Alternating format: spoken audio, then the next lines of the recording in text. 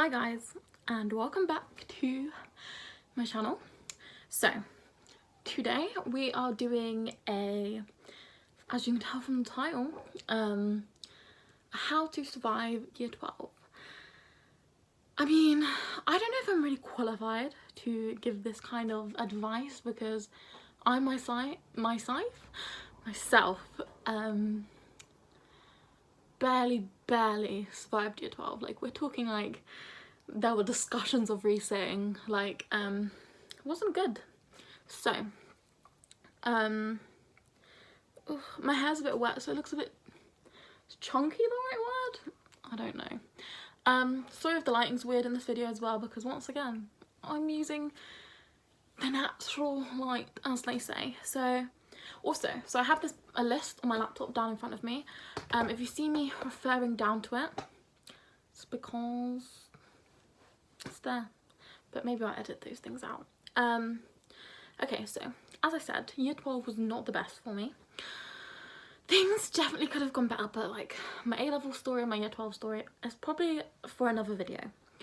So yeah, I kind of think also the fact that I barely survived year 12 maybe qualifies me more to give this kind of advice. Also, ignore these like dusty things that go in the thing, in the way of the camera. I hardly ever open my curtains unless I'm filming a video because I don't like people looking in, and so when I do, all this dust just appears out of nowhere.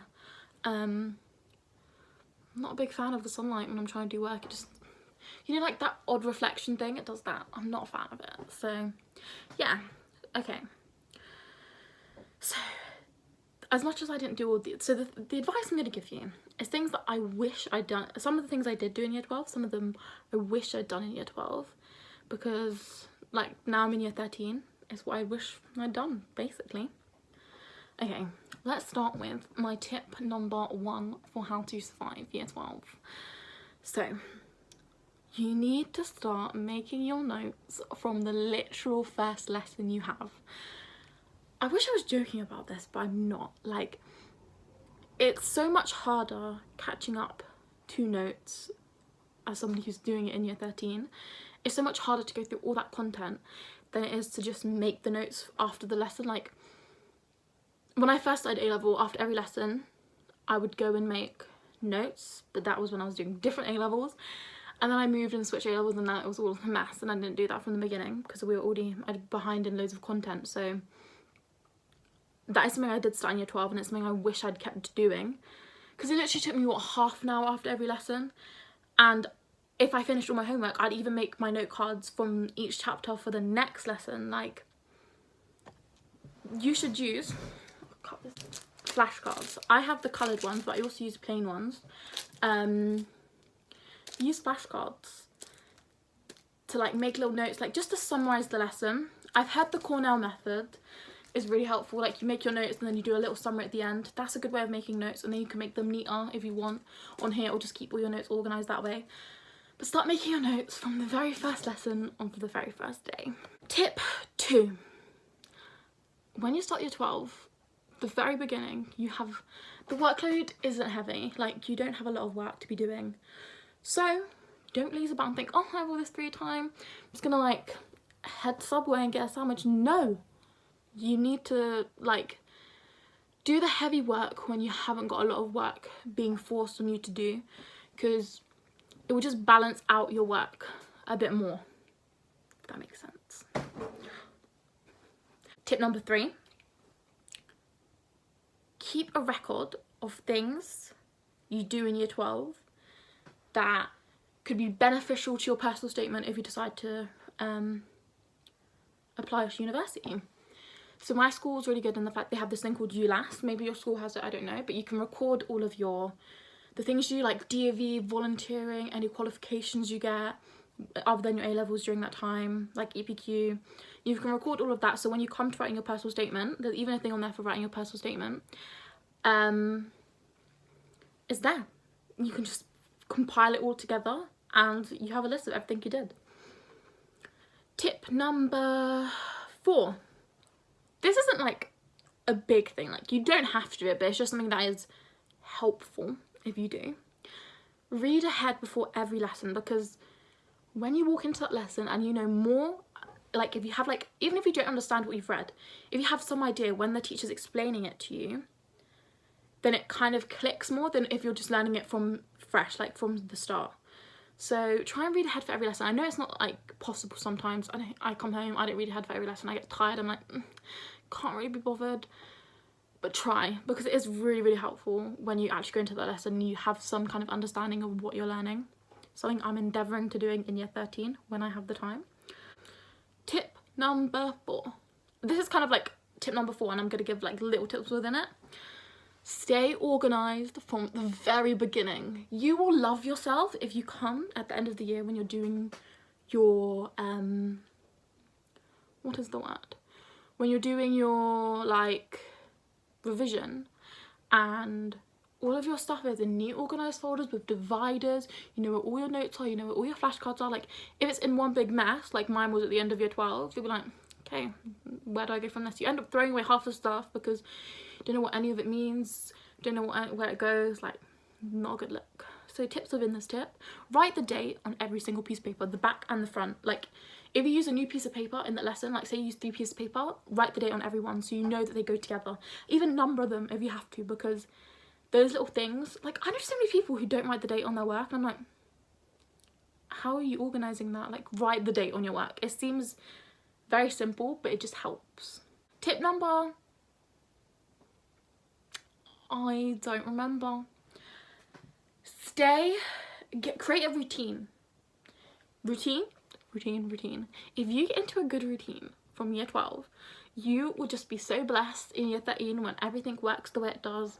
Like, you know what's happening next, blah, blah, blah. You're just in a routine. Like, routines are beautiful, and I wish I was in one. Like, if you do your work as soon as you get home, or you stay in school and you do your work, and then you come home, then you eat dinner, and then you have a shower, and then you do more work, then you go to bed at like 10. It's so much better than coming home lazing about, which is what I do, which I don't recommend. I'm really focusing on getting a routine now. I have it all set up on like a whiteboard over there of me sorting out my routine, and I have to do it slowly because otherwise I won't do it. So get yourself in a routine, go to bed at a normal time, wake up early. I feel like I'm more productive in the morning, but it's really hard because a lot of my lessons start in the morning. So I endeavour to wake up early to do work. But get yourself in a good routine, because you'll thank yourself when you're not tired every day in school, or when you've done the work a few days before instead of the night before. Like, you'll love yourself if you do get yourself in a routine. I know it's hard, I'm not saying it's easy, but do little things over the course of a week that set you up for a good routine. Don't rush into a whole new routine all at once, because you won't stick to it. That's not a good way to create a routine. Tip number, I've really lost count, so just another way to survive year 12. Make your revision resources in year 13. Like I said with the flashcards and making notes, make all your revision resources in year 12, because when you come to year 13, you don't have time. Like, I'm finding it so hard to make all my revision resources right now because I've got homework and I've got new content. Like, because it's a linear A-level, you're learning a whole new course when you get to year 13 compared to what the content you learnt last year. Like, you're not repeating it, or you can't just forget about it because you need it for the end of year 13. So have all of your resources ready to use in year 13 so you don't have to make them, because year 13 you've got to make revision resources for the content you're learning then. So yeah, make your revision resources in year 12. It's like my biggest tip. That was what I'd say the most I'd wish I'd done, is made my revision resources in year 12. I made some, but not as much as I should have, as many as I should have, shall I say. This is like some more general tips. I'm just gonna list them off now because I've lost count. So don't procrastinate. I know it's so easy to be like, oh, I'll do that in 10 minutes, I'll do this at even number. Do you ever get that thing where you're like, oh, I'll start at 2:15, then it gets to 2:16, you're like, I guess I'll start at 2:30. Like, no, just do it, and then you can do whatever you're doing before. Like, it's not easy, but just do it. Get yourself, my biggest tip is, I used to do all my work in my bed, and then I would just lay there and be like, just chilling, not really, like, it became a place of chilling, and it wasn't the right place for my mindset to do my work. So I had to move myself to a different location in order to do work, because doing work on my bed wasn't a thing, because I got lazy and I just wouldn't do it because that was like my chilling spot. Separate your chilling spot and your working spot, because if you intermix them, it won't work, you won't be productive. You need to create a space for yourself where you can be productive, and that's your space to be productive. For me, since I don't have a desk, because I don't know, I've just never had a desk, I have 2 productive spaces. That's at school in our special like area for study, and then my bedroom floor. I find like if I just lay there with a cushion or sit there and I do work, that's my productive space. In bed, I don't do work. I just want to lay there and sleep and whatever. What else? Become best friends with everybody in your sixth form. Year 13s, become their best friend. Not only are you, if you ask them for help, they can teach you stuff which is helping them remember, but it's also teaching you stuff so you remember. It works both ways. And also, if they're doing the same subjects as you, when it comes to you going into year 13, who says you have to pay full price for all your books? Who says you have to create all your own notes? If you're besties with year 13, they're going to give them to you. Simple as. Or at least for a discounted rate. Teachers, become best friends with them when they're writing your references or they're giving testimonials into your personal statement in your reference. Like, it is key that you become best friends with at least 1 or 2 teachers that you're like in the same subject areas you want to do at uni, because they're going to be the ones that give you a good predicted grade. They're going to be the ones that give you great references. They're going to be the ones that like make time for your teachers, and they'll make time for you, is what I'm saying. Make relationships in sixth form, because uni is a game. It is like, it's about getting good grades and it's about what people's opinions of you, and you need to give off the right vibes and give people the right impression. Okay, another thing, kind of general, is year 12 is your year to get stuff done for your personal statement, like to do extracurriculars, do all of that. You don't have time in year 13. I don't have time to join debate club now. I don't have time to go to lectures and things like that. I have to be revising. Go to lectures. There's so many free lectures that you can go to. Do it in year 12. Can you hear that alarm? Great. So go to lectures, go to open days, go to anything university related, join the clubs you want, do volunteering. I did a lot of volunteering in year 12 at like a charity shop, or like or I worked with kids in my school in the subject areas I was interested in. Use year 12 to do all of that extracurricular stuff when the workload, like you think the year 12 workload is heavy, but the year 13 workload is heavier. You have time in year 12. So my final tip is year 12 is important for year 12 is like a preparation year more than it is a work year. I feel you have to prepare for year 13, you have to prepare for your personal statement, you have to prepare for uni. That is what year 12 is. I know I'm saying all this stuff like work hard, do this in year 12, but if you do this from the beginning and you spread it out, year 12 doesn't have to be a stressful year. I found year 12 such a stressful year, but if I'd done all of these things, I would have had such a stress-free year. Like, year 12 doesn't need to be stressful. If you do the little things every day, like I've said, or from other people that you get advice from, year 12 will not be a stressful year for you. It doesn't have to be a stressful year for you. It's a year for you to get ahead for year 13.